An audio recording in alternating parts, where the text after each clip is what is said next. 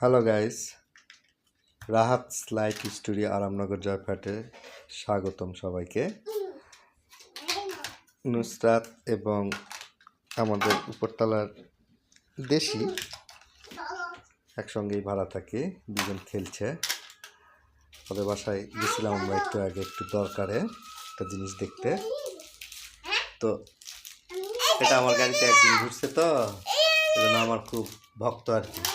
কোলে উঠে আর নামবে না, আমাদের বাসায় আসবে খেলতে। তো খেলতেছে নুসরাতের সাথে, খুব মজা করে খেলতেছে, বন্ধু পাইছে। হ্যাঁ, বন্ধু পাইছে, এই জন্য মজা করে খেলতেছে নুসরাতের বন্ধু।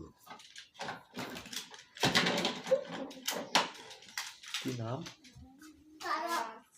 হ্যাঁ, নাম হচ্ছে আয়াস,